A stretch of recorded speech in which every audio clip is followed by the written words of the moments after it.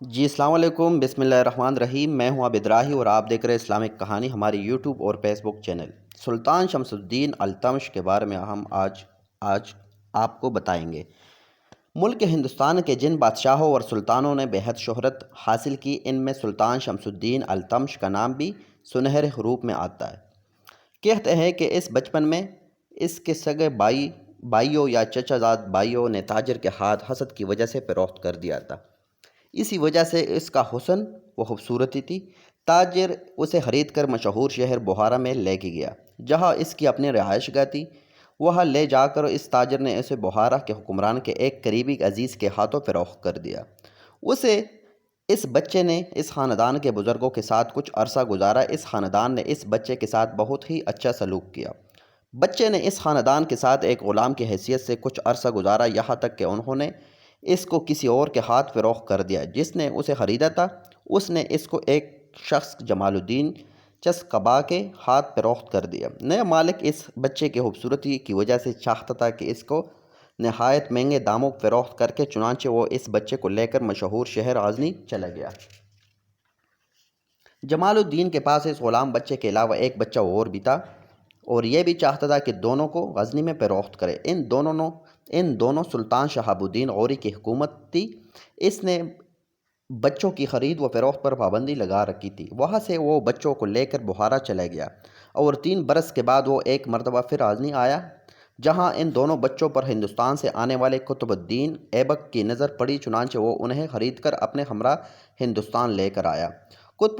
قطب الدین ایبک نہایت اعلیٰ خصوصیات کا حامل سلطان تھا۔ اس نے ان دونوں بچوں کی نہایت اعلیٰ تربیت کرنے کا حکم جاری کیا۔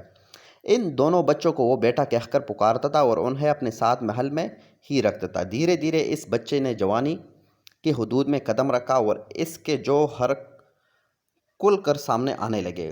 اب وہ بچہ جسے اس کے بھائیوں نے مارے حسد کے تاجروں کے ہاتھوں فروخت کر دیا تھا، وہ شاہی لشکر میں ایک سالار کے عہدے تک جا پہنچا تھا۔ قطب الدین ایبک کے دربار میں اسے خاص اہمیت حاصل تھی۔ پھر جب سلطان قطب الدین ایبک نے گوالیار فتح کر لیا تو اسی غلام کو وہاں کا والی بنا لیا۔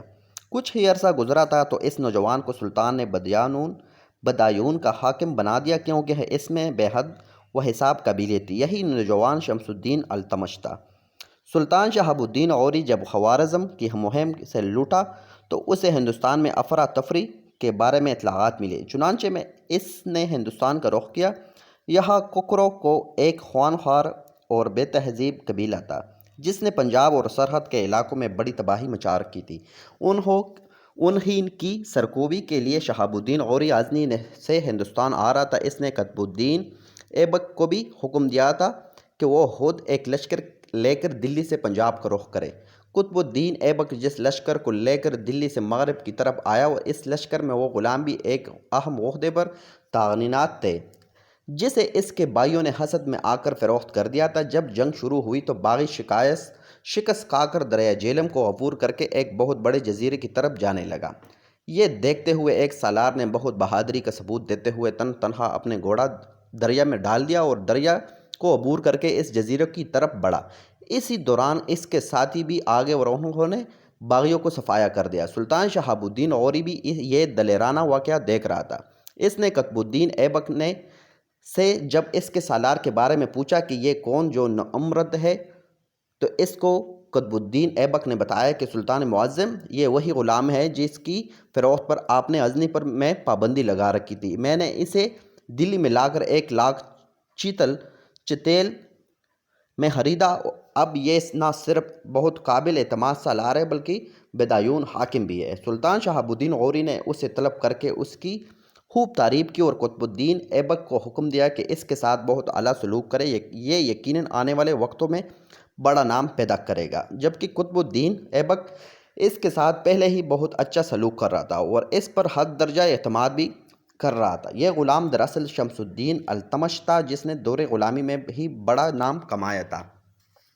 شمس الدین التمش، جس کا تعارف ہر طرف محض ایک غلام کا تھا، یا یہ کہہ لے کہ وہ آزاد کردہ غلام تھا، مگر قطب الدین ایبک نے اس کو اپنے بیٹوں کی طرح رکھا تھا۔ سلطان قطب الدین ایبک کی 3 بیٹیاں تھیں۔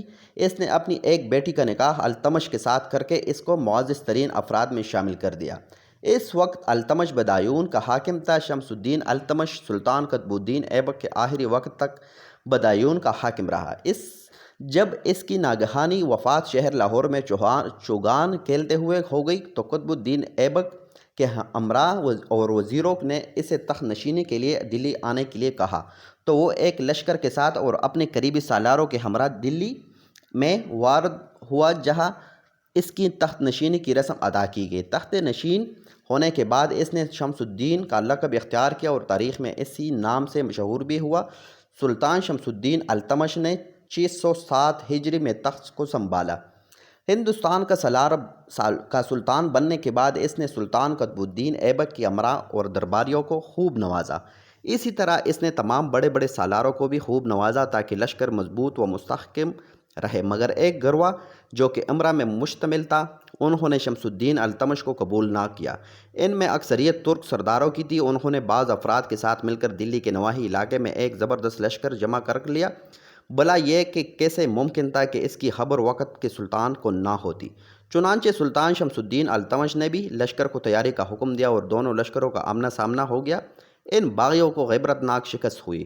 بہت سی نامی گرامی امراء اور سالار اس معرکے میں مارے گئے اور بہت سے گرفتار ہو کر دلی لائے گئے۔ اب ہوا یہ کہ جن امراء نے اپنی غلطی تسلیم کر لی، انہیں سلطان نے معاف کر دیا، اور جو اپنی ہٹ درمی پر قائم رہے انہیں مار دیا گیا۔ اسی طرح سلطان نے جو بغاوت بڑے زبردست طریقے سے شروع کی گئی تھی، بزور قوت ختم کر ڈالی۔ سلطان شمس الدین التمش کو تخت نشین ہوئے ابھی تھوڑا ہی عرصہ ہوا تھا کہ اس کو ایک بہت ہی زبردست مہم کا سامنا کرنا پڑا۔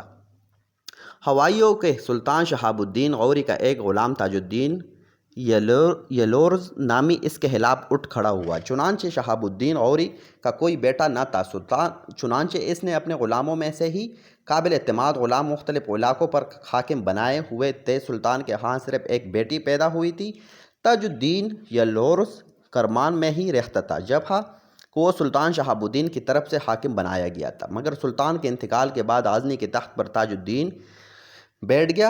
ارد گرد کے علاقوں کو زیر کرتا ہوا وہ ہندوستان کی طرف بڑھتا چلا آیا۔ یہاں اس وقت سلطان قطب الدین ایبک کی حکومت تھی۔ قطب الدین نے اس کو بہت سمجھانے کی کوشش کی، مگر وہ جنگ کرنے پر ہی تلا ہوا تھا۔ چنانچہ بڑی شدید جنگ ہوئی، مگر اس جنگ میں سلطان قطب الدین ایبک نے اس کو بدترین شکست سے دوچار کیا اور اس کا پیچھا کرتا ہوا غزنی تک چلا گیا۔ تاج الدین یلورز نے کچھ عرصہ گزرنے کے بعد اپنا لشکر تیار کیا اور ارد گرد کے علاقوں کو زیر کر لیا۔ اب اس نے ایک مرتبہ پھر ملک ہندوستان پر حکمرانی کا خواب دیکھنا شروع کر دیا، کیونکہ اسے یہ اطلاع مل چکی تھی کہ سلطان قطب الدین ایبک وفات پا چکا ہے۔ تاج الدین یلورز آندھی و طوفان کی طرح پیش قدمی کرتا ہوا ہندوستان میں آگے بڑھتا ہی چلا آ رہا تھا۔ اس نے پنجاب پر قبضہ کر لیا۔ پنجاب کے بعد اس کا اگلا ہدف یقیناً دلی ہی تھا۔ سلطان التمش اس بات کی توقع ہی نہیں کر سکتا تھا کہ اس کے خلاف اس کا ہی ایک غلام بھائی دشمن کے روپ میں سامنے آئے گا۔ ابھی وہ انہیں سوچوں میں ڈوبا ہوا تھا۔ اسی دوران تاج الدین نے اس کے نام نہایت ہی توہین آمیز خط لکھ کر قاصد کے ذریعے بھجوایا۔ تاج الدین یلورز نے دلی کے میدانی علاقے ترائن میں پڑاؤ ڈالا۔ سلطان شمس الدین التمش نے بھی وہی پڑاؤ ڈالا۔ دونوں لشکر آمنے سامنے آ گئے۔ سلطان نے کوشش کی کہ جنگ کی نوبت نہ آئے، مگر تاج الدین اپنے ضد پر اڑا رہا۔ دونوں لشکر آپس میں ٹکرا گئے اور بڑی ہی خونریز جنگ ہوئی، مگر سلطان کی زبردست جنگی حکمت عملی کی وجہ سے تاج الدین یلورز کو بہت بری شکست ہوئی۔ سلطان کی لشکریوں کے ہاتھوں تاج الدین گرفتار ہو کر دلی لایا گیا۔ اس کو قتل تو نہیں کیا گیا، مگر اس کو بدایون کے قلعہ میں قید میں ڈال دیا گیا۔ چنانچہ وہ اسی قید کے دوران ہی ہلاک ہو گیا۔ سلطان شمس الدین التمش بھی ابھی تاج الدین کے قضیہ سے فارغ ہوا ہی تھا کہ اچانک ہی اس کے ایک اور غلام بھائی ناصر الدین قباچہ نے اس کے خلاف سر اٹھایا۔ سلطان جانتا تھا کہ ناصر الدین قباچہ اس کا اہم ظلم ہے، لہٰذا وہ ہرگز اس کے خلاف کوئی اقدام نہیں اٹھانا چاہتا۔ سلطان قطب الدین ایبک کے انتقال کے بعد اس نے سندھ کے بہت سے شہروں پر اپنا قبضہ جمانا شروع کر دیا اور پھر دیکھتے ہی دیکھتے پورے سندھ پر اس کا راج قائم ہو گیا۔ اس دوران ناصر الدین کا بادشاہ نے سندھ سے نکل کر پنجاب میں بھی قدم جمانا شروع کر دیا اور ملتان تک وسعت دے ڈالی۔ حیرت انگیز طور پر سلطان شمس الدین التمش نے اپنی کسی بھی قسم کے رد عمل کا اظہار نہ کیا، کیونکہ وہ دلی طور پر ناصر الدین کا بادشاہ کا بے حد احترام کرتا تھا۔ دوسری طرف ناصر الدین کا بادشاہ نے سلطان کی خاموشی سے یہ تاثر لیا کہ تاج الدین یلوروز سے جنگ کے بعد سلطان کی قوت جاتی رہی ہے اور اب اس جنگ میں کھرنے کی سکت اور ہمت نہیں رہے۔ اب اس نے یہ اعلان کر دیا کہ سندھ کے بعد وہ پنجاب پر بھی حکمرانی قائم کرے گا۔ ملتان کے بعد ناصر الدین کا بادشاہ نے بڑی تیزی کے ساتھ لاہور پہنچ کر قبضہ کر لیا۔ لاہور پر قبضہ کوئی معمولی بات نہ تھی، چنانچہ سلطان التمش بڑی ہی تیزی کے ساتھ لاہور آیا اور دونوں لشکروں کا آمنا سامنا ہوا۔ زبردست جنگ ہوئی، مگر ناصر الدین کا بادشاہ کو عبرتناک شکست ہوئی اور وہ اپنی جان بچا کر واپس غزنی کی طرف لوٹ گیا۔ تھوڑے ہی عرصے کے بعد کا بادشاہ ایک مرتبہ پھر سلطان پر حملہ آور ہو گیا۔ اس مرتبہ بھی اس کے لشکر کی بہت بڑی تعداد تھی اور اسلحہ بھی بہت زیادہ تھا، مگر اس مرتبہ بھی وہ سلطان التمش کے لشکر کے سامنے زیادہ دیر تک نہ ٹھہر سکا اور وہ اپنے امراء کے ہمراہ جان بچا کر بھاگ کھڑا ہوا۔ سلطان التمش کے اس کے بعد خوارزم شاہ سے بھی نبرد آزما ہونا پڑا۔ ہوائیوں کی چنگیز خان کے ہاتھوں کی شکست کھانے کے بعد سلطان جلال الدین خوارزم شاہ چنگیز خان کے قہر و غضب سے بچنے کے لیے دریائے سندھ کو عبور کر کے پنجاب میں داخل ہو گیا، چنانچہ اس کے تعاقب میں چنگیز خان کے لشکری بکے بیڑیوں کے مانند پھر رہے تھے۔ چنانچہ سلطان التمش نے اس کے لشکر کو پنجاب سے مار بھگایا۔ اس کے بعد سلطان التمش نے بہار اور لکھنوتی کے علاقوں پر حملہ کر کے ان علاقوں پر بھی اپنی حکومت قائم کی اور وہاں پر اپنے سکہ جاری کیا۔ جب ناصر الدین کا بادشاہ نے یہ دیکھا کہ سلطان التمش بے انتہا معروف ہے تو اس نے ایک مرتبہ پھر اپنی قسمت آزمانے کا فیصلہ کر لیا۔ اب اس نے ایک عظیم الشان لشکر تیار کیا اور ابھی کوچ نہیں کیا تھا کہ اسے معلوم ہوا کہ سلطان التمش تو اس کی طرف بڑھایا چلا آ رہا ہے، چنانچہ اس نے جلدی سے ایک قلعہ میں محصور ہو کر اپنی طاقت کو بڑھانا شروع کیا۔ دوسری طرف جب سلطان التمش نے دیکھا کہ قبائچہ قلعہ بند ہو گیا ہے تو وہ اپنے لشکر کا ایک حصہ لے کر دلی لوٹ گیا، مگر اپنے ایک دلیر سالار نظام الدین جنیدی کو بادشاہ کی سرکوبی کی ذمہ داری سونپی۔ چنانچہ نظام الدین جنیدی نے سب سے پہلے تو اس شہر پر قبضہ کیا اور اس کے بعد اس قلعہ کی طرف بڑھا جس میں قبائچہ نے پناہ لی ہوئی تھی۔ قبائچہ نے جب سنا کہ نظام الدین اب اس قلعے کا محاصرہ کرنے والا ہے تو اس نے قلعہ سے نکل جانے میں ہی عافیت جانی۔ اب اس نے یہ کیا کہ کسی طرح قلعہ سے نکل کر دریائے سندھ پہنچا اور ایک کشتی میں اپنے اہل و عیال سمیت دریائے سندھ کی طرف ایک جزیرے کی طرف جانے کے لیے نکلا، مگر بدقسمتی سے تیز ہواؤں کے سبب وہ کشتی دریا میں الٹ گئی اور ناصر الدین کا بادشاہ اپنے اہل و عیال سمیت دریا میں ڈوب کر ہلاک ہو گیا۔ انہی ایام میں خلیفہ بنو عباس کی طرف سے ایک حالت اور خصوصی دستار اس کو پیش کیا گیا۔ اس کی خوشی کو انتہا نہ رہی۔ سلطان التمش اس حالت کو پہن کر پھولے نہیں سماتا تھا۔ یہ دراصل خلافت عباسیہ کا اس پر پورا اعتماد تھا، چنانچہ اس نے دلی میں جشن منانے کا حکم دیا اور دلی کو خوب سجایا گیا۔ ابھی جشن جاری تھا کہ اسے یہ خبر ملی اس کا بیٹا ناصر الدین جو کہ لکھنوتی کا حاکم تھا فوت۔ یہ تھی ناظرین آج کی ویڈیو پسند آنے کی صورت میں ہمارے ویڈیو کو لائک کرے، شیئر کرے، کومنٹ کرے، سبسکرائب کرنا نہ بھولے اور اگلے ویڈیو پر انشاءاللہ ملاقات ہوگی۔ تب تک کے لیے رکھے گا اپنا اور اپنے پیاروں کا بے تحاشا خیال۔ اللہ حافظ۔